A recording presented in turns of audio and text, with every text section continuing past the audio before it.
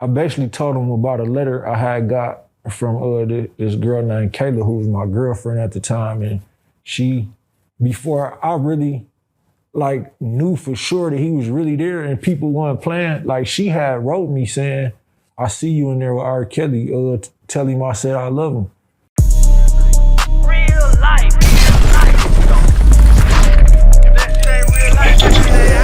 If it ain't real life, just ain't real. Real life street stars. You know what time it is. Real life street star. We got a special situation. We got him back, the one and only, the legendary. We got to say legendary, Pimpin' Ken. And you brought someone with you, man. The Ronnie Bo. Once again, we about to go into your story, but first and foremost, I'd like to let people reintroduce themselves. So if you don't mind, Ken, we'll start with you. Yeah, my name is Ken Ivey. A lot of people know me as Pimpin' Ken. I've been on 80 million records sold. I did Sabrina Baby Boy with Who Kid and my man 50 Cent. I did Lil Jon, 5 Pimp C's, 1 with Bun B, and 5 albums with Pastor Troy. I'm currently got 4 movies coming out called The Making of the Autobiography of a Celebrity. And I also signed Boosie to a literary book deal, and also Ice-T and Corey Wise. And I'm the founder of the Hip Hop Fraternity, one of the biggest organizations in the United States. And we currently have a global reach of over 60 million people that we've reached over the years. And we have 20,000 members and 38 executives and 38 CEOs and 100 executives. Shout out to the Hip Hop Fraternity, all my brothers and brother CB Gray. Shout out to the Hip Hop Fraternity, the Hip Hop Fraternity Awards. Your accolades keep on growing. Keep on putting them on there. Yeah. But if you don't mind introducing yourself. I'm just Ronnie Bo from Milwaukee, Wisconsin. I grew up like in the area Jeffrey Dahmer was from. Like when I was like 6, that's around the time he got locked up. So I grew up hearing about how Jeffrey Dahmer was having black dudes come to his crib and he'd put stuff in their drink, chop them up and kill them. So that's where I'm from. But my hood is actually 10th and Ring. We call it Dime Bag. You know what I mean? It's a lot of legendary stuff that happened from that neighborhood. Like, for example, back in like the late 80s, early 90s, in that era, Larry Hooper had sent certain individuals to Milwaukee and they end up like residing like in my area. So that's what, and my family, not a lot of my family, but I have family that come from that, you know what I'm saying? So yeah, that's the history. And you did time with R. Kelly. Yeah. Man, we're about to get into it then. Geez Louise. First and foremost, with the area that you grew up in, with that situation happening with Jeffrey Dahmer, did that leave like a stain in that community for like decades going forward? Yeah, it still is. Like the movie or whatever came out a couple years ago, so that's when people really start finding out about it. But like, I grew up in that shit, you know what I'm saying? Like what he was doing, and the city crazy, period. Like everybody crazy or they city crazy, but just think, not only was he from Milwaukee, like close where I grew up at, but the street that he come from is called Kilbourne. You know what I'm saying? Like, he probably didn't even pay attention to that shit, but it's like, I ain't no conspiracy theorist or nothing, but it's like, did they plant the nigga in the hood or something? Or in the ghetto, like right there, it's called Kilbourne, and this where like the world's most notorious serial killer come from. You know what I mean? Are those apartments still around? No, they tore down the actual apartment building that he was in. They even tore down where he worked at. He worked at a chocolate factory in Milwaukee. And they were saying that he could have been putting like human remains in the chocolate and shit. So they not only tore down the whole apartment building where he stayed, but they tore down the job, the whole building that he worked at, you know what I'm saying? They should have took the elementary too. Did he look threatening when you seen him? No, that's the thing about him. Nobody felt like he looked threatening or nothing like that. But like us, like y'all seem like y'all really from the streets or whatever. Like we have like this gift of discernment where we could like size a person up and tell like, okay, he this person weird or this person a gangster or whatever, you know what I'm saying? Like you just know, but according to people who knew him, it's like he seemed harmless. But if I looked at him, like when I see his pictures or see his interviews, I'd be like, man, you could tell dude was weird as fuck, you know what I mean? Like why was people even going to his house anyway? You know what I'm saying? That's real long. And Ken, you have an interesting story how y'all even met from the Milwaukee streets. So, okay, all the dudes in the mill, right, they respect me, right? So they be calling me and he'll tell you I go to all the hoods and fuck with all the niggas, you know. My family, you know, like he said, Larry Hoover, now my cousin, Ike Taylor, you know what I'm saying? He all them, you know, all my family in that shit, my cousin G Gub, you know, they do something, you know what I'm saying? And I got cousins on the other side, you know, the vice lords and shit, you know what I'm saying? And then, you know, me, I when I was in the penitentiary, I fuck with the Moors. So I love my brothers and sisters, you know what I'm saying? So I be in the hood every day to the day. So little homie, I seen him and shit, you know, he would run up to me like, man, I'm writing a book and shit, you know what I mean? And, you know, I sided him off and like, man, I holler at you, you know, he just kept on being pursuant. And then, you know, he asked me to come on Dimebag on 10th Street. So I went down there. His brother just got killed. You know, he was showing me where his brother got killed when he, you know, we'd be grinding that and shit. And all the time, I didn't know that at one time, you know, he was plotting to rob me, you know. And I didn't find that out actually till we took that long road trip. So, man, I'm gonna let him tell you about what happened because it was shocking to me.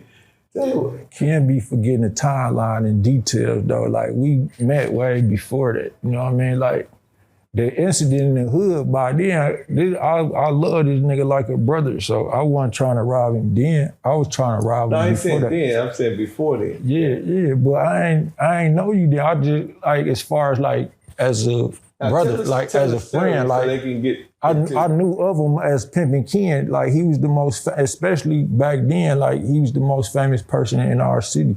You know what I mean? So it's like, I never had met him personally, but I had seen him like he in the trenches like one day and he got his chain on and shit. And I was a dope boy, but like if I see something that looks sweet and I got it on me, like I you know what I'm saying? Like, yeah, I robbed back then. Like that was the culture back then. Like robbing was in style back then, you know what I'm saying? But I seen him and it looked like, man, this nigga had on, back when Coogee was like, I don't know if y'all familiar with Coogee up here, but that was our thing. That was our thing back then. So he dressed, you know what I'm saying? He got diamonds and shit on. So I'm looking like, oh, this nigga crazy. He slipping, he right in the trenches. So I got out with intentions to rob him. But when I saw who he was, I'm like, dawg, you Pimpin' Ken. I couldn't do nothing but embrace it and showing love because I looked up to him. I had never met him, but as a 16-year-old, it's like, shit, this Pimpin' Ken. Like, I'm finally meeting him. I couldn't rob him no more. And then when I got back to the car, like, how me and my guy used to do it, like, we'd take turns and, like, we'd do our own thing and just watch out for the other in case anything happened, police or somebody trying to help, you know what I mean? So I got back to the car, bro. It's like, why you didn't do shit? You know what I'm saying? That's the only time I didn't do shit. So I'm like, bro, that's Pimpin' Ken, bro. Like, he like, so nigga, that's even more reason. I'm like, bro, nigga, you tripping. That's Pimpin' Ken. And he wasn't just known as a pimp, like he was known as a brother of the struggle and he was a gangster in his day. So like you respect other people like that. So it's like, not that I fear anything happened to me, but it's like, it's not worth it. It's Pimpin' Ken. Like, why would I rob him where I could get more out of trying to bond with dude or getting annoying because he was so influential and he had so much shit established. Just like, why would I rob somebody like that? You know what I'm saying? Like, you know what I mean? No, What's one of your craziest robbing stories? Like, has you ever had like a good one or one where I got a crazy one where like I got a heart too, so I was finna cry afterwards like a little bitch, but I had robbed this dude, caught him walking out the check cashing place. And it's like, you could tell when people going in to cash their checks and shit, you watching the whole time. So I knew he had a little money on him. So when he came out and I robbed him, like while I was robbing him, he like, I was only 15, so he like, young brother, please don't do this. Like, I gotta pay my rent, I I got kids, I got a wife, and I'm thinking like, damn, but in a robbery, you can't try to compromise with nobody. It's like, bro, I'm not trying to hear that shit. Give me that shit where it's finna go down. So he just gave it to me. But afterwards, I felt so bad, like, I didn't even want to rob no more after that. Like, I felt so bad, like, damn, this nigga just pleaded for this little money. Like, he really needed it. He probably really had to pay rent and shit. So, yeah, I got sentimental about that, to be honest. How long after that did you do another robbery? It wasn't on a daily basis, but again, it's like hustling and selling dope was on a daily basis. But robbery was just like, if I fuck up the pack. You gotta come up with either, not even that, but if it's like I said, in Milwaukee, most people, even before the gun laws became what they is now, like most people who was in the streets kept a gun on them. So if something came up and it's like, this is opportunity, you know what I'm saying? This sweet, this elite, you know what I mean? Like, I capitalize on it, but that wasn't my thing. Like, I was a dope boy, that was my thing, but robbing, like, if it came up, yeah, I'd do what I had to do. Have you ever been robbed? No, like, well, as a kid, yeah, this dude, this grown man, I was only like 12 then, but a grown man, he came up on me with a knife. And then I had, even though I was 12, I probably would have reacted differently, but I had like my 3-year-old little cousin with me, and then I had like a 10-year-old cousin. They both female, so it's like, I can't let this go the wrong way. They only wanted to rob me for a bite though, but it's like, yeah, he grown, I'm outside, and then I don't want nothing to happen to them, so gonna take the bite. But I got up with him after that though, you know what I mean? Come on, now for real. Move for that. What got you jammed up for you to go do your stint that you sat with Kells? That particular time, I got indicted in 17, and then I ended up, well, he ended up in there. I was in MCC Chicago before he came. He ended up coming like in probably July or August of 2019. So from there to, I left to Gilmer, West Virginia, actually where DMX was locked up at. I just was watching an interview with his wife. She just put a book out or whatever, so shout out to her for that. But yeah, they sent me there in May of 2021. And between like July of 19 and May of 2021, however much time it is, probably like 21, 22 months, I was there with R. Kelly the whole time. What was the crime that you committed to get to land there? Drug distribution. It wasn't no conspiracy though, so it was just distribution of a controlled substance, which was heroin. All right, so we want to, because again, that's just interesting, the fact that to have you on the couch and to say that you were there when R. Kelly went in. When someone like R. Kelly comes in, does everyone kind of like get a win that he's coming, or do you know like right when he lands, or like the CEOs be like? They was talking about it the day he came, but I thought everybody was joking because niggas that do like all type of people. This MCC Chicago, this the third biggest city in the United States of America, you know what I mean? And you have, I'm not saying it's all tycoons here. You got peons there too, but you meet a lot of big people like El Chapo, his cartel members was there. You know what I mean? He was even there, but they knew he was connected to that city, so they had to move him like New York or somewhere. But yeah, like when he came in, it's like, man, people saying it like R. Kelly here, but I'm really thinking they playing like, and wasn't feeding into it till people kept saying it. And then a couple days later, it's like, man, dude, really, you know what I'm saying? He really in this motherfucker, like where he at? And he was in PC at the time. How long did he stay in PC from what you know? It wasn't long. I'm gonna say probably 30 to 45 days. I was one of the ones helping him get out of PC though, because I was a book author already, and then I wanted to write a book on his side of the story.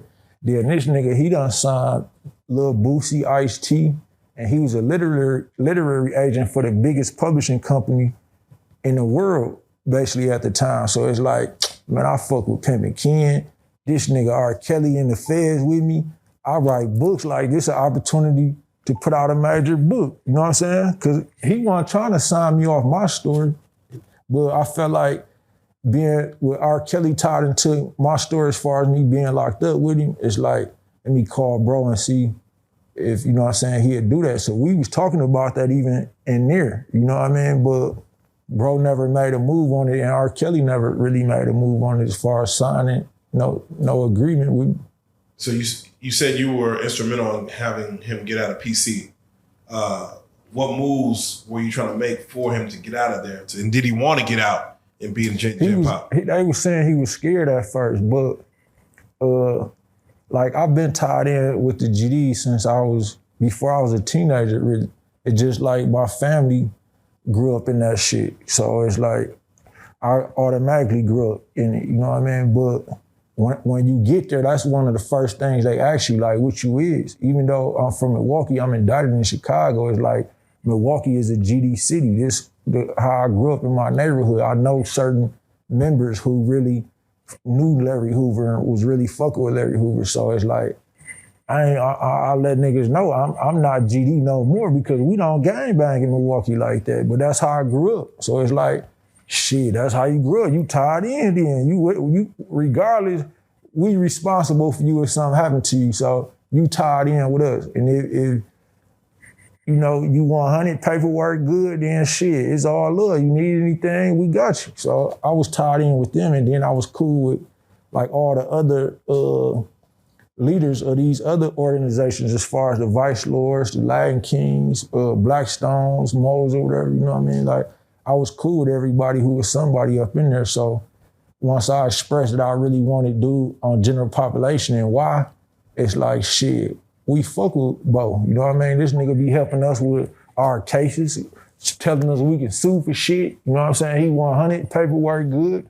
You know what I mean? Like, if that's what he want to do, then we'll make sure nothing happen to dude. And once R. Kelly knew that, because there's certain ways you get a message through to people.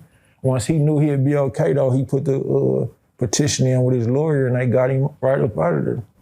When you mentioned paperwork, but R. Kelly's paperwork isn't that good. Yeah. I wasn't talking about R. Kelly paperwork, but even then, like, his paperwork didn't have no evidence of none of this shit. And I'm looking at him like how I look at how they did Tupac. They put a sex case on Tupac. They put a sex case on Mike Tyson. They put a sex case on Kobe Bryant. They put a sex case on Bill Cosby.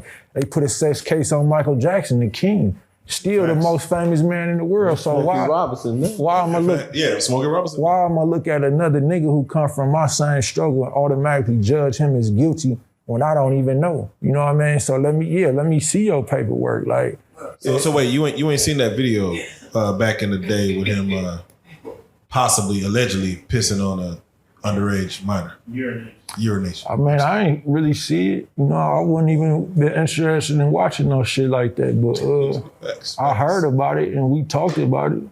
Yeah, because the mentality, and again, this is no one who's ever sat in the feds or been in prison or thing.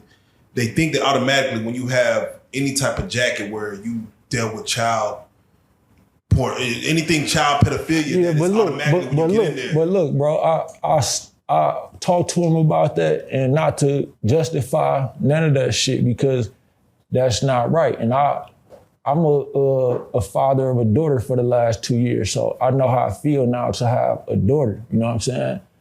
And it's like that shit wrong, but at the same time, like how he was explaining how shit go in the industry, like you probably already know or you probably heard shit, but sometimes you will be at these parties. Like if you look on my Facebook page, I was just at a big party with motherfucking billionaire white people, and you know, my girlfriend a lawyer, you know what I'm saying? She ain't no billionaire, but she doing good, you know what I mean? As far as in that type of society, but like certain parties, not that the shit was going on at that particular party, but certain parties, when you around certain people and motherfuckers got all this money and power, they feel like we partying, we can do whatever the fuck we want to do. And sometimes, like, if other people ain't trying to party how they want to party, they'll make ways for you to party with them. They'll put some shit in your drink, and then you don't know what you doing. So according to him, you know what I mean, not that he admitted to being on no motherfucking tape, but he was just explaining, like, in certain situations in that industry, bro, like,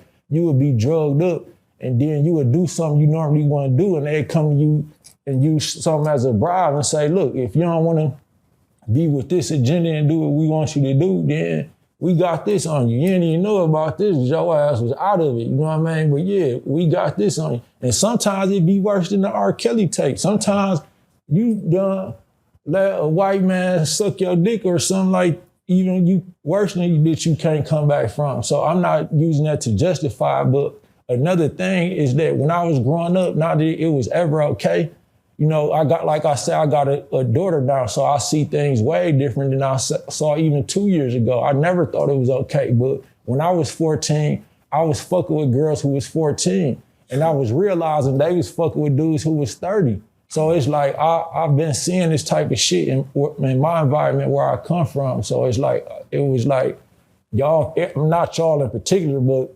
the public at large, the mass public, they can judge dude, but some of them was doing the same shit at worse. Whether you was male or female, either a lot of these males who would judge dude, they was fucking a young bitch, whether she was 16 or whatever. I saw it, you know what I'm saying? Niggas who I looked up to. And then even the females, like most of the females, like they be holding in so much pain and trauma, but a lot of them done been touched or raped when they was 14 or younger than that, you know what I'm saying? So yeah, they know, you know what I mean? And for the females, I could see why they'd look at R. Kelly a certain way if he did that, especially like if it happened to them. But a lot of them females in his shit though, I saw the paperwork, like, it was, the documentary that, I know you was inside, but the documentary they put together to bring them down was like just a bunch of, seemed like hurt females that didn't get their chance in the industry for the majority of it. Not just that, bro, but it was females who he was fucking with for a long time, and they didn't start coming out saying he did this shit until the smear campaign. Yeah. So it's like, and then we found out that all of them was contacted around the same time saying, we know R. Kelly been doing all type of weird shit to females. If anybody a victim, just come out and tell it. So females who wasn't even a victim looked at it as a lick. This is my chance to either get some fame or this is my chance to make some money and sue dude, you know what I mean? So it was a lot of that. Do you see the similarities in what Diddy's about to go through on Monday with his trial with R. Kelly situation? Do you see a lot of similarities, or do you think those are two totally different situations?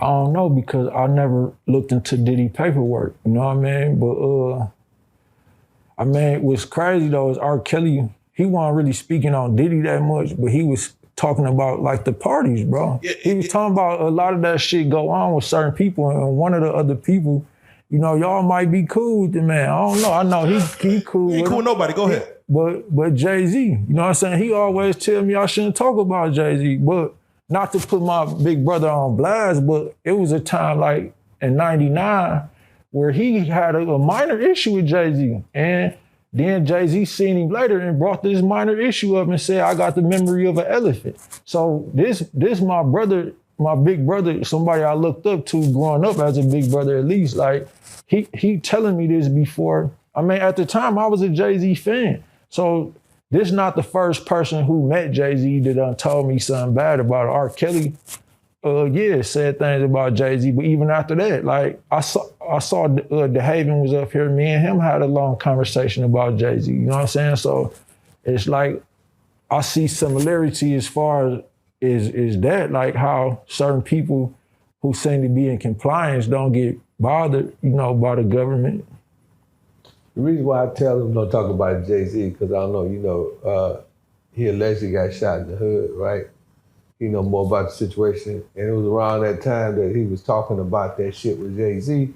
And, you know, I was telling him, man, a lot of times, man, you know, when niggas be on certain levels, don't be the nigga that, you know, you fucking with or you talking about that do the killing. Be all them little niggas around.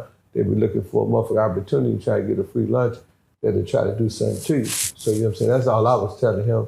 And, you know, he know me now. You know, like when he talked about the incident when he was 16 and, you know, he was going to rob me. And we was talking about the car. He said, bro, why did you have any fear? You know, you supposed to be this celebrity. Why did you have any fear? What a lot of people don't know is that where we from, it really goes down. So I know it's niggas in Milwaukee that would shoot him just to get some brownie points from motherfucking Jay-Z or somebody like that and be like, they'd go all out and say, man, we handling that nigga. Facts. You know what I'm saying? Because, you know, that's the type of niggas niggas dirt poor in that motherfucker, but it's a lot of rich niggas that hustle. You know what I'm saying? It's a lot of pimp niggas, like, you know, Pimp Snooki, Father Divine, Big L, JD. It's a lot of big niggas that been pimped out the town. You know what I'm saying? So the town ain't, Iceberg Slim ain't even know, he was in Milwaukee. But see, so that's, you know, that's the reason why I said it to him, because, you know, when he was in, you know, he tell you he was in the MCI, the federal lockup. He used to call me collect all the time, you know, or sometimes he had money on his books. He would call me. I wrote his lawyer. I wrote the judge for him. Yeah. You know what I'm saying? I talked to his lawyers on multiple occasions because, you know what I'm saying? Like I said, you know, I always respected him as an inspiring young man. You know what I mean? I always respected him as somebody who have a lot of potential. This man is like a lawyer. He sues the police every other fucking day. Got You know to. what I mean? Got to. He's like really intelligent. Yeah. So, you know, when you see that, you know, you try to extrapolate that out of niggas. You know, but now he know me. He know, you know what I'm saying, what's really going on with our hood. So he's down the street from us. We on the east side. They on 10th Street. You know, and a lot of times, you know, it be going down. You know, Chicken P, you ever heard of him? Yeah, of course. He's from Milwaukee. He's from my side of town. Exactly. So, but a lot of niggas on the north side, you know, they be feud with niggas on the east side. These some But I old could school go- cats you talking about. But I go on both sides. You understand what I'm saying? And so, like when Mystical got robbed, he tell you, who you think got the jury back? The north side niggas had it. Come on now. The north side niggas had Mystical jury. I'm from the east side. I call them niggas. When Mystical called me, I got the niggas jury back. Damn. So that's going to show you why I hustle, why I fuck with north side niggas and I fuck with east side niggas. A lot of niggas from Milwaukee was like, man, them niggas, they hanging out together. But I did this whole bit with him, man. Man, my phone, man, don't number niggas from jail call me. I be sending fucking commissary to jail every other fucking day. You know, so, you know, that's why I really was trying to tell him. Like, I said, yeah, man, you know, Jay-Z was mad at me because of some shit that one of my partners did. I mean, like, literally, I told you. You remember? Yeah. But, you know, I was kind of baffled, you know, about how the shit went down. You know, why what he said, I got a memory like an elephant. I'm thinking like, man, what is this nigga talking about? You know what I'm saying? I mean, but then when I seen Bo talking about him, I'm like, man, you know the nigga Jay-Z got a motherfucking memory like an elephant. He got a memory like an elephant. And he got $1 billion to back it up. So, yeah, but Bo fuck with music too. So he might decide to do a song. He don't fuck with that shit like he used to when he was a kid. Cause I used to see him all the time fuck with in the studio. But he might want to do some music. And I'm just thinking like, man, them niggas might blackball you. Them niggas gonna try to block you. You know what I'm saying? Be careful. You want a song Memphis Bleak or something? Who you fuck with, huh? I said, you want a song Memphis Bleak? Because Jay-Z ain't about to do no feature. Back in the day. I'm about to say, Jay-Z ain't about to do no feature double disc. No, I was saying a feature. I'm saying the industry. He was telling you about R. Kelly. Yeah. He can make a phone call. So when he was talking about R. Kelly and how the industry worked, you know, I've been in the industry for 30 years. I know the back and forth shit. You know, I know. Blackball is real. You know, who was my man? Like 50. You know what I'm saying? They blackballed that brother, man. And Irv Gotti just started talking about that. You notice he said, yeah, we was blocking everything that nigga do. You know what I'm saying? And 50 and Jay-Z, what did Jay-Z say? Jay-Z said 50's coming. Yeah. You know what I'm saying? So it's real politics in this shit. Birdman just talked about Master P blocking him from Priority because No Limit was on. Bro, listen. Hey, if ain't no motherfucker fuck with everybody, y'all can look at the motherfucking proof. I'm one of the only niggas that fuck with everybody. Each. Ask Birdman. Yeah, you're right. Birdman to tell you. Come on. You know what I'm saying? You know what I'm saying? He'll tell you, you know what I'm saying? Yeah, that nigga really was doing it like he said he was doing it. You know what I'm saying? Because, you know, just like niggas was supplying other shit, I was supplying some shit back then too. You was the best to put it down. Yeah, I'm talking about, you know, so but I want to say something about R. Kelly. He wanted me to do the book deal, but he don't know this. This is the first time he gonna hear this on y'all show. Realize your stuff. My man Lonnie Detweiler. was R. Kelly's manager. You told me that part. I told you that. Yeah. And them niggas was calling me every day trying to get me on the phone with R. Kelly to do the book. And we were supposed to do something. Just before the nigga went to jail, I was supposed to go meet him. And this is his manager. I'm not lying. He got all of the songs, all them songs that R. Kelly did. My homie, another nigga from Milwaukee, Lonnie Detweiler, has all those songs to this day. Oh, wow. You know what I'm saying? I mean, R. Kelly called him to this day. And we were supposed to do the book deal. But they don't know that, but I say this. Lonnie, the reason why they didn't want to do the book, because he was, what they got, the morality calls. His morality at that point was too risque. You know what I'm saying? I mean, so when I was telling Simon Schuster about the book, and I wanted to do the deal, and I know Bo was telling me to do it, the reason why Jeremy Stratus, at that time, the vice president over at Simon Schuster didn't want to do it, he said, man, I'm not fucking with that. That shit is too crazy. You know, and we almost lost the Boosie deal. When Boosie said something about that one dude, the black dude, he's supposed to be gay or something. What's his name? Which one? Who's supposed to be gay? He's a big time rapper. Damn, big time. Lil Nas X? Yeah. Oh, yeah. So when Boosie said something about him, they called me, Simon Schuster called me, and Steve-O Love, you know, who also was in the book deal with me, they called me, they said, man, we finna block this shit. Yeah. I said, man, call Boosie and tell Boosie, man, he got to chill.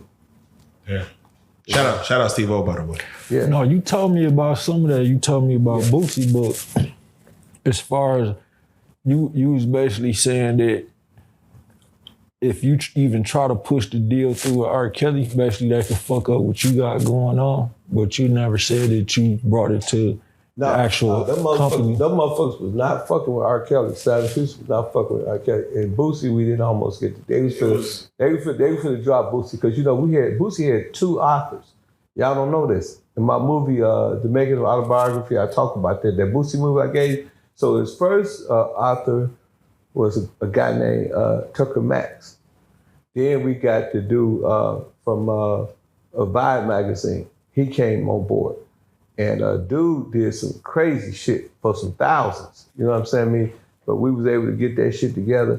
Then we finally was able to get another homie, you know, the storyteller from Milwaukee. Yeah. So that whole book was some Milwaukee shit. You know what I'm saying? I mean, and everybody was on some bullshit, right? And, you know, like you know, y'all know, man, I'm originally from the gangster shit, right? I'm with that bullshit. So I was on some other shit.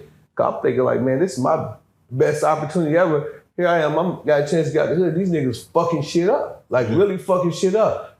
And then, you know, them niggas was doing their bullshit, but thank God, dude said, I'm gonna give y'all one more chance, but they said Boosie cannot do anything else. Thank God Boosie got his shit together and was able to get the book out, you know, across the tracks. Y'all go get the book, Boosie book. It's really interesting. Come on, Bo. Let me ask you, in your situation, as far as being able to speak to R. Kelly, what was the capacity like? What was the scenario in which you were able to speak to him on an ongoing basis? Shit, we first met on the medical unit. I got called to the medical unit the same time that he got called down there, and I was down there first. So, in MCC Chicago, it's like a skyscraper, so it's elevators for to, you know, get through the floors, basically. So I saw him coming off the elevator, and he knew of me because the people put in a word that, you know, I was trying to get him off general population, and for what reason. So he knew of me, but he never saw me. Like me, I saw R. Kelly a million times before I met him because he R. Kelly. You know, I had to sing I Believe I Can Fly at my elementary school graduation when I was 11 years old. Like, full circle moment. That was all the graduates had to sing that together. So yes, I knew exactly who R. Kelly was. So when I saw him getting off the elevator, I'm like, damn, like, despite what everybody think of him, it's like, damn, this R. Kelly, this nigga a legend, you know what I mean? Yeah. Well, so when I greeted him, I basically told him about a letter I had got from this girl named Kayla, who was my girlfriend at the time. And she, before I really knew for sure that he was really there and people weren't playing, like she had wrote me saying, I see you in there with R. Kelly, tell him I said I love him. So it's like, you know, we was fucking with we could play with each other like that. So I told him that as soon as I saw him, I said, dog, my girl just wrote me, said, when I see you, tell you she love you. And he just started laughing. He like, tell her I love her too. And our love. Man, that nigga, I bust that nigga. That nigga, Come on, you can't do that. I'd be like, nigga, fuck you, nigga. God damn. Yeah, that's right. No, R. Kelly, the first time I met R. Kelly, I had a 600 Benz. He had that two-door Benz with the V6 on it. Yeah. And it's a place called Mr. Lee's. Everybody in Chicago know what I'm talking about. And everybody used to go get their rims. That's the first time I seen him. And all that nigga was talking about was basketball. He loved basketball. You know, that nigga. No, he know him for real, because even at his age, that nigga was playing basketball like a motherfucker. And I'm talking about like, he was the coldest on his team, because every floor got a team and y'all can go to rec together. So that's another way I was seeing him. Like, even though I don't play I like basketball, but I'm trash at it, so I don't play it. I don't like to embarrass myself, but I go to the games just to run into kills and shit. R. Kelly was in there dropping 30? Man, that nigga looks like Jordan on the court. Like probably compared to the other inmates being garbage, but I swear to God, he looked like Jordan on the court, bro. Damn. So let me ask you, because, and again, give me your take on it just from you knowing what it is. Are you talking to R. Kelly? He's speaking on the industry. He's speaking on Jay-Z. Do you feel that there was resentment because, you know, R. Kelly was with Aaliyah, and then Aaliyah went on to Jay-Z? Of course, she ultimately passed being with Dame Dash, but Jay-Z technically was the next person that you knew Aaliyah was with. Do you feel like R. Kelly was talking from a point that he kind of took my girl? Like, no, but I think Jay-Z was resentful about R. Kelly for that, because, you know, while they was on tour together, they was having a lot of miscommunication, a lot of misunderstandings, eventually led to conflict.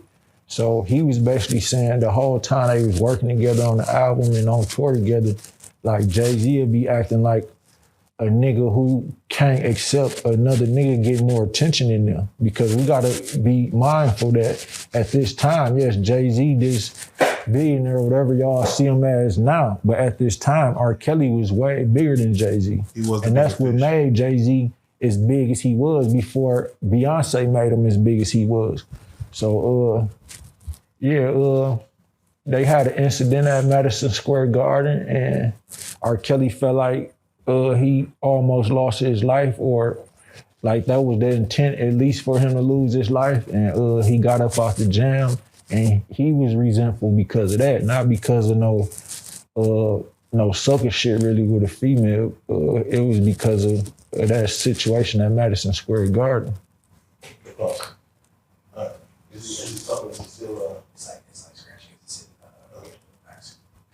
Move your mic one more time. Just kind of want to hit the mic. I'm gonna bring on the outside. It don't change. I should. Hold on, this should work. Right? That should be good. Let's take that side. At the edge of that. And let me know what you hear. Say something. 1, 2. Mic check, 1, 2, 1, 2. All right, bring it back in 3, 2. So, of course, everybody remember that Madison Square Garden situation and the best of both worlds. A lot of people feel like R. Kelly was paranoid in that sense, to where I think it was a laser pointer. Something happened to shut that whole tour down. When he retells you that story, do you hear paranoia in his mindset, and did he have reason to be paranoid at that time? I would have been paranoid too. That's just like, say, like I used to listen to Big Tuck, DSR now, right? So let's say we linked up around that time, 'cause that's around the time I was doing music. So let's say we in his city, this show jungle. You know, my jungle back in Milwaukee, like I could be a king of that jungle, but this foreign land to me. So, okay, we in your jungle, you know what I mean? And before the incident, before the concert, he was already getting calls saying, nigga, you go to that concert, we gonna kill your ass. You not gonna make it out. You know what I mean? So he didn't even want to go. Like a lot of people don't know that. You know, his brother Bruce Kelly did an interview on Too Strong podcast about, well, not about me, but he was actually about me during the interview.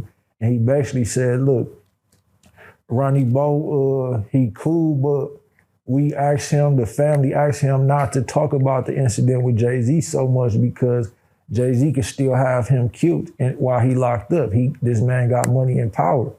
So, you know, I would have stopped. I wouldn't even mention it now because I told them I wouldn't. Like, this man's life in danger. So I'm not going to keep speaking on this. But in the same sense, this man had the audacity to say, I know more about Ronnie Bo than the situation, though. You know, because he telling them, like, yeah, Ronnie Bo not lying about what happened. Yeah, he got details, but he said, I know more because I was there.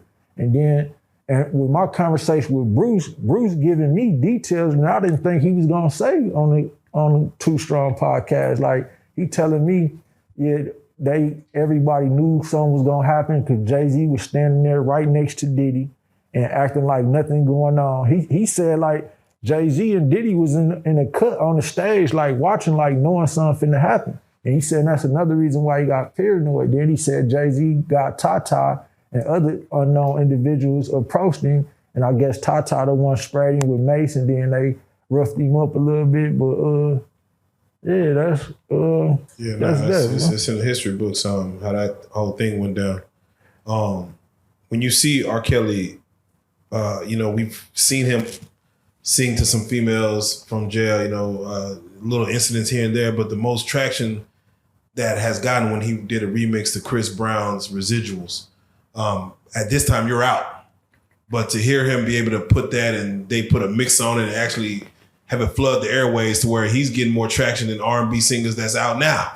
And he's locked up. How did you take that as far as his spirits? Probably if you was there and still in there with him, how would you feel like, you know, he's taking it at that time? Well, he always was in good spirit. Like, he kept everybody laughing. The man was really singing every day. You know, people may think one thing, but I'm saying while I was at MCC Chicago with the man, he stayed in good spirit. He stayed singing. Like, I had him singing on the phone for somebody. He'd do that for anybody. Like, you didn't have to be nobody. If you like kids, this my daughter or this my girl or my mama or whatever, could you just hit a note or something? He'd come and sing a whole motherfucking chorus or something, you know what I mean? So he was that's just the type of person he was. But when I heard the song, I was actually inspired by it because of his courage, because that's why he feel like he going through what he going through, his money. So that's why he was talking about his money in the song that you talking about. Like, and I believe him. Like, everybody else entitled to think how they want to think. Like, I met the man, I believe him. Like, it's been the same case with Michael Jackson. Right, you can tell the people. industry's involved with the downfall of a man once he goes after. And we just saw it with, and I'm not saying it's conspiracy, but we just saw with Angie Stone. The moment someone starts asking about where their money is, there we go. It seems like the powers that be have a way. Angie Stone, the most recent incident. So yeah, that's it's a pattern though. Like, it happened to all of them. Even we can throw Whitney Houston in there, you know what I mean? But yeah, it's a pattern, bro. That's why I believe him. Bo, let me ask you, do you feel Kels, he's set for 30 years right now? He was 50, I think 4 when he went in. Do you think from talking to the man and knowing what he's going through and knowing what he has to deal with, do you feel like he should be in there until he's 80-something? No. I mean, that's my opinion, though. People, I can understand why other people would think different, but no, because if that's the case, man, there's a lot of other people who should be in jail for partying with young females, because I see a lot of people doing it. I know a lot of people, like, I ain't gonna expose nobody, but I've met a lot of people who I just see doing this shit. So it's like, man, it's just so common, and it's funny because people act like they don't do it. You know what I mean? But no, not for that, because he wasn't like, he didn't really rape nobody. Like, these same girls that he was fucking, some of them, like from the stories I'm hearing from his family and him and seeing his paperwork, even his paperwork said that some of these girls, like, he'll have events where it's like, bro, don't let no females even in if they not at least 18, or some events is like at least 21.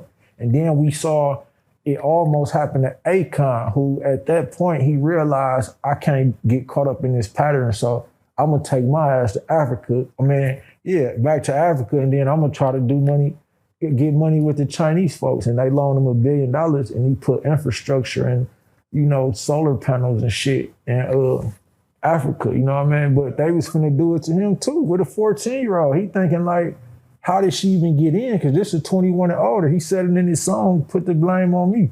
So yeah, I mean, it just go on, and it's only a matter of time, like when you get to a certain level that they gon', even if you're not doing it, like they gonna try to make it seem like you did something sexual with a female, because that's what's gonna make the public hate you and help them crucify you by public opinion. Right.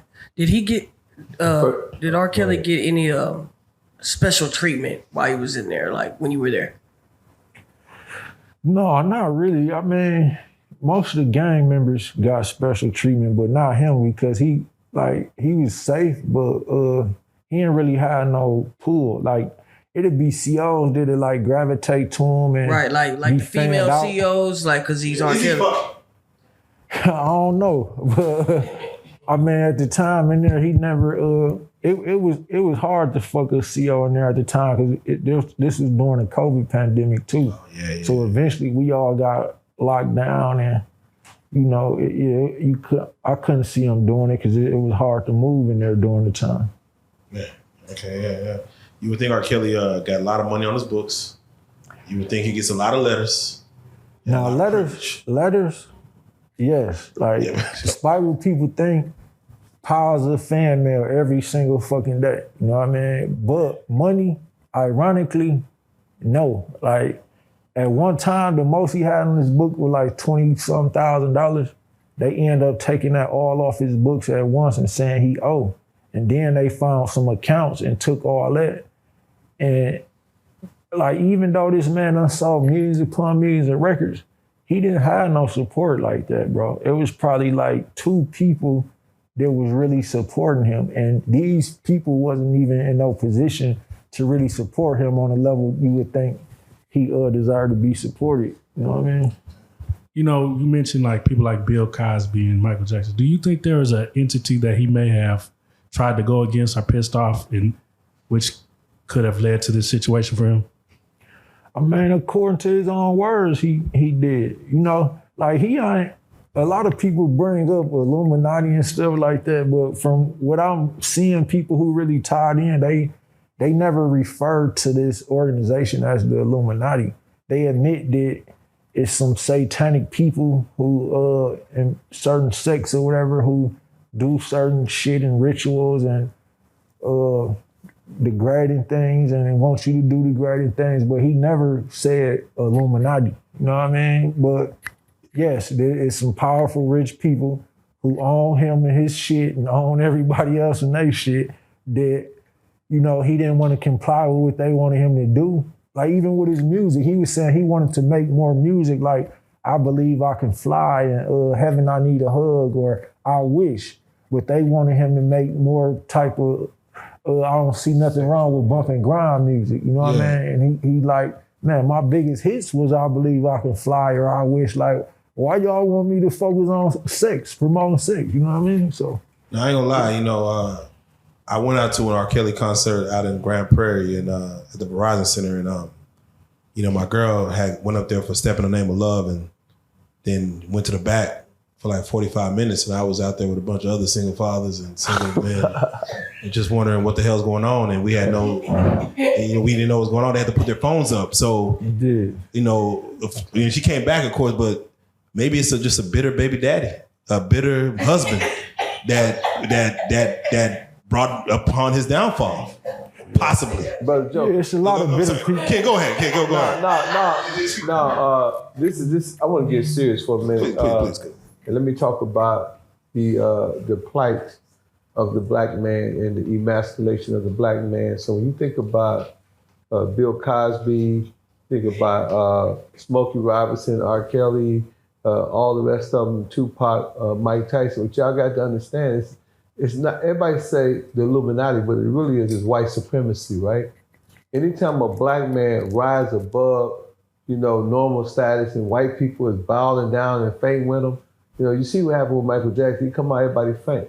It become a concerted effort on the part of certain white supremacists to bring them people down. And I told brothers and sisters, I said, watch. I said, Bill Cosby is just the embryo. He's the beginning of what's about to happen. Since Bill Cosby seen P. Diddy, now we're seeing Smokey Robinson, you're going to continue to see it because, black folks have two things. They have one thing. They have melanin, their hue. So what that does is that creates motor skills and intellectual skills. And if you go back into history, you hear about Dr. Charles Drew, Benjamin Banneker, Kwame Nkrumah, the brother who was the richest man on earth, Mansa Musa. You'll see all these brothers, have always had a problem. And look what y'all familiar with Ibrahim Traoré, the brother of Burkina Faso? He's all over the internet. Y'all got to be up on it. So he had 19 assassination attempts on his life in the last 2 years. You know what he did? He kicked all of the imperialism and the colonialists up out of his country, out of Burkina Faso, and he took control over his gold. And now what they're going to do, they're going to be refining the gold right there in Burkina Faso. And ever since he did that, it's been 19 assassination attempts. But he's so intelligent, he's only 34 years old. So he got like these African spirits to discern, so they had him, they were going to give him some poison tea, right? So all the generals were sitting around at the table, Joker, and when they were sitting out at the table, they asked him, they said, dear leader, drink this tea. And he noticed that the guy that was serving him the tea, he'd never seen him before. And he know that his general was complicit because the way he was acting, the way he was looking. He said, General Bo, he said, is it strange that this guy can serve me tea and I never met him before? And he said, no, it's not strange. It's atypical. It happens all the time. He said, okay, well, General, you drink the tea then. The dude that drink the tea, come and find out, the dude was sent by the French. They was trying to kill him. They got all this technology.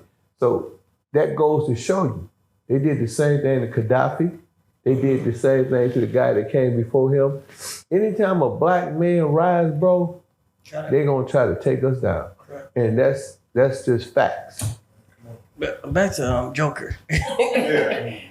Did you feel some type of way about R. Kelly? I mean, when this was happening? So to the point, see, I didn't feel no way because I'm like, that's part of his thing.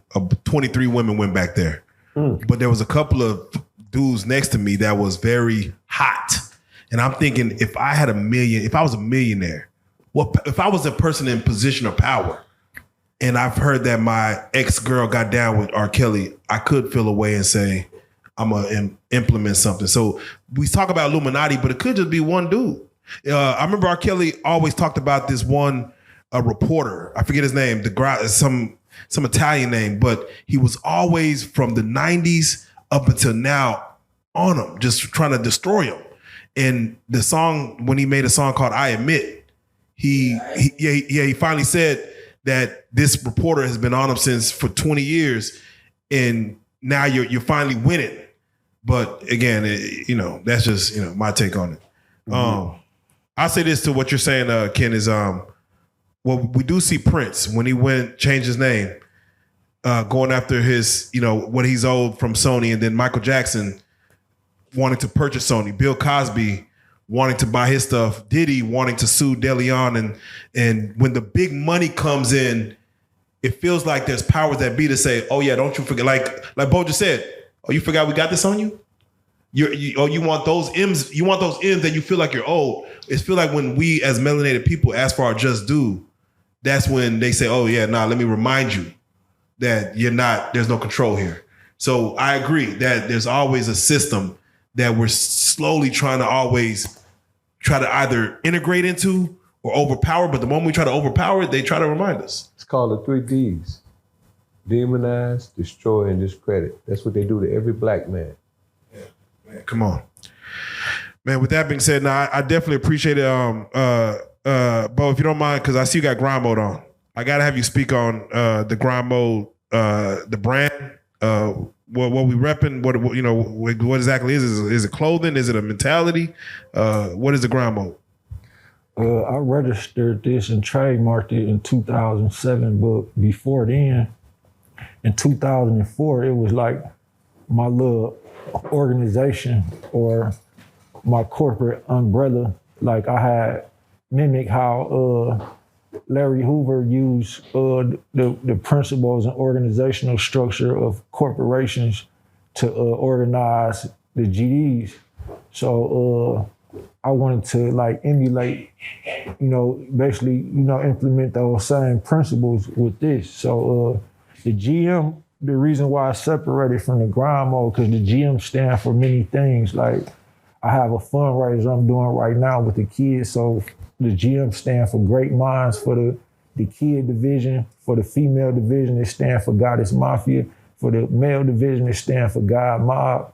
But grind mode is just the spirit of it. Like everybody, whether you want to be with my organization or you just, it's just your way of life. Like I'm pretty sure y'all got all these chains and shit because y'all been in grind mode. Like if y'all wasn't disciplined and ain't been on shit, you know what I'm saying? Y'all wouldn't have this platform established, but because y'all been in grind mode, y'all done established great. And speaking on the platform, I gotta salute y'all. I know a lot of platforms be compromised. I turned down the interview with No Jumper because they be on a lot of clown shit and they sing police.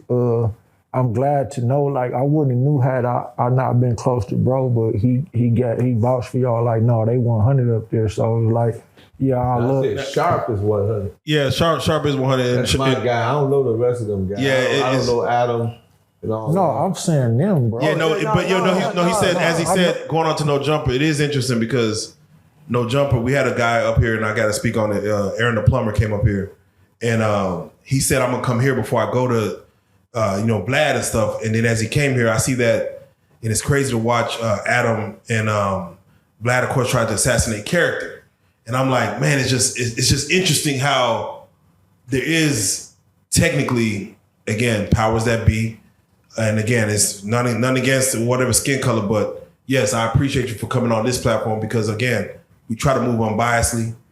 We try to keep it solid. Again, it's called Real Life Street Stars. So, from a man who's from the streets, you only to expect to come up here and get some real stuff. So we appreciate you for real. Yeah, I appreciate y'all. Like, not to cut you off, bro, but in 2023, a couple years ago, probably around the same time, I had a situation in LA with Big U, basically, right? He had just did a podcast on the same podcast that I came out there to do mine on. He did it like 4 months before mine. And during his interview, he was saying, nobody is safe out there. Like, you can't come to LA without checking in. So when I was arranging my interview, the dude, what's his name? Paul P. Luckett, he the host there. He was trying to tell me about that and saying, look, I want you to come out here for the interview, but I'm gonna give you the heads up. I want you to be safe. Like, you might want to check in with this dude. And I didn't even know much about Big U at the time other than people saying he had something to do with Nipsey. They was alluding to him having something to do with PNB Rock getting killed, even Pop Smoke getting killed. So it's like I'm not saying Milwaukee no greater city than any other city I've been to, but it's like, I think Milwaukee breeds certain type of dudes, you know what I mean? And I wasn't finna go out there and check in unless I knew you and I was cool with you and I already respected you, because me not knowing you, like, even coming here, you know what I'm saying? Like, again, it's foreign land to me. Like, y'all could be tied in with Jay-Z. Y'all could just seen my interviews like, man, Jay-Z will pay a couple million to get dude out the way, like, and people about their money. So I had to keep that in mind, even coming out here, even trusting Pimpin' Ken, because I've been in situations where I trusted people and they did foul things. They did terrible things that could have cost me my life and has cost me my freedom and put my life at risk at times. So it's like, I can't trust nobody. Gonna fuck with us, I promise you that. You understand me? Because a lot of these niggas, they say they strong, but you know what I'm saying? We really strong. You know, a lot of niggas say they can make a phone call. Yeah, we can make that call. So a lot of niggas, they know better. But history shows it can happen to anybody. Yeah, but I'm just saying. Like another prime example. It's got to happen, though. Another prime example. Check your phone. I sent you a picture a minute ago. Okay, you send me something? I want one of y'all to just come look at the picture real quick so y'all can see what I'm talking about. But I'm gonna just give a prime. Yeah, you know, it's crazy because we throw y'all at the Omni Hotel. Some niggas make it look sweet just to sell you.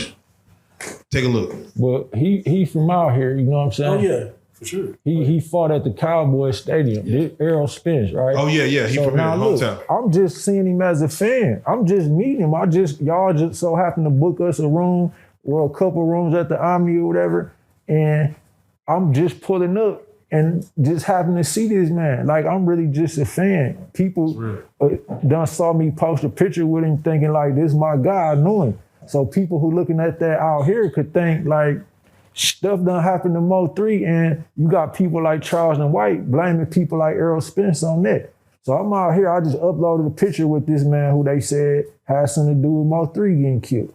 You know what I'm saying? So people who love Mo3 could look at me. They don't know I'm just a fan. They could look at that like, oh, he fuck with dude. Okay, he one of his, and it could happen to anybody. Like it happened to him on the highway. Like when we was riding through the highway where it happened, bro, I'm asking them like, damn, this shit done been on all these blogs and TV and stuff. Like, is this where it happened to do that? So it can happen to anybody. It could happen to me, him, which, you know, anybody. It happened to Tupac. It happened, you know what I mean? Like, happened, but most times what happened is I send your little man's and they'll get you. Believe that. You know what I'm saying? You know, that's gonna backfire. It's gonna backfire. You know what I'm saying? Cause I fuck with a lot of niggas, you know what I'm saying? And, you know, I ain't never checked in LA. I've been going to LA for 30 years, I ain't never checked in. I didn't either because I know people too, but the situation happened, you know? My man Claybo, Nutty Black Crip, he's my CEO of the HHF out there. You know what I'm saying? He's a Crip. You know what I'm saying? I got a lot of bloods in my organization, you know what I'm saying? And I'm converting them brothers over into the positivity. Yeah. You know, of course, you know, I got a lot of G's in my organization. You know, half of Milwaukee is GD. I got 200 members in Milwaukee. Probably about 100 of them GDs. So what we saying is not that we tough, but that, you know what I'm saying, we trying to uplift fallen humanity. We trying to uplift our brothers and teach them, you know, love, peace, and respect. You know, and like when I talk to Bo, I always be like, man, listen, you know what I'm saying, I understand, you know, you was in there with Kel, but man, please, you know, lay up for Jay-Z. You know what I'm saying? I mean, not that I'm scared of Jay-Z or nothing like that. I just don't want to see brothers feud like that because that would happen in 1710 with the Willie Lynch and the King Alfred plan. You know, they keep us separate. You know, we keep fighting each other. We keep hate on one another. And we need to come together as a family because as black men and women, one of the things that we need to try is unity. Last question for Bo. Is there anything that R. Kelly would want to get out the world, to get to the world, you know what I'm saying? Something that you could tell us that R. Kelly told you in private or whatever that you want the world to know before we get out of here? That he ain't the monster that they painted him to be in these surviving R. Kelly documentaries and other smear campaigns, you know what I'm saying? Like, a lot of these type of campaigns done happen not just with black men, but in war in general. Like, for example, like he was talking about political matters a minute ago, but you would be in a country like the United States who would convince us, their population, that this the richest country in the world, when it's not. It's other countries, including Africa and China. Africa, they've been colonized, but technically, if we get to the bottom of it, Africa is a richer country or continent. It's like 54 countries in this continent, but together, like he spoke on unity, like together, it's a much richer country than the United States. And now China has become monetarily richer than the United States. So, you just can't believe what people put out here in the media, on the news, no matter where you hear from, like you gotta really try to know for yourself. Otherwise, you will be misled and make decisions off of misleading information, and that'll lead you into some terrible consequences, whether mentally or physically. Yeah, no, I hate he stood up on Gayle King to get his point across, but you live in your life. If y'all would have did me how she did him on here, I'd have got the crown and shit and flipped this motherfucking thing up. You know what I'm saying? Like, it would have been over. Like we done. Like we done. But yeah, like she did him wrong in that interview, and she knew what she was doing. Like they trained her as a psychologist and as an interrogator, like they do police officers, to get a certain reaction out of people. So, I hate he made himself look like that too, but I understood what was going on. Hindsight 2020. And with that being said, man, we gotta thank y'all again, man. Ken, if you don't mind, let them know how to follow you, what you got coming up, what you got going on. If you don't get them all the drops, the ads. Yeah, Real Pimp Ken _. Y'all can get my books at audiobo.com, barnesandnobles.com, target.com, walmart.com, and every platform. And the book is called Pimpology, The 48 Laws of Game, and The Art of Human Chess. Bo?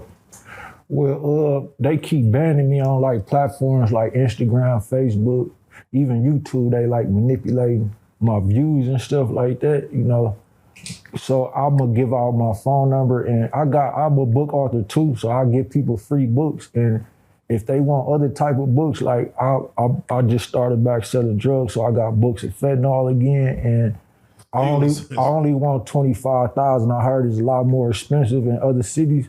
But if you come to me, you can, like where I'm from, we give out our phone number. So my phone number is 414-587-1919.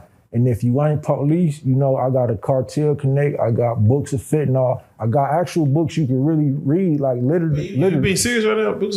No, but I want y'all to keep this in there. And I'm aware of the statute of limitation. I'm aware of what I'm saying, but I want y'all to keep this in there. Because just in case I am for real, I want people to really call 414-587-1919. If I'm not for real, I want y'all to still call and get the free ebooks that I'm giving out. And give us a number one more time. We love it. We love it in threes. 414-587-1919. Like I got books of everything. You better not call. Come on. Well, you already know what it is, man. We gotta say it, man. The legendary Pimpin' Ken, man, Ronnie Bo, man. We gotta say y'all on the couch, man. Legendary story, legendary moment. You guys are some real life street stars. Lego.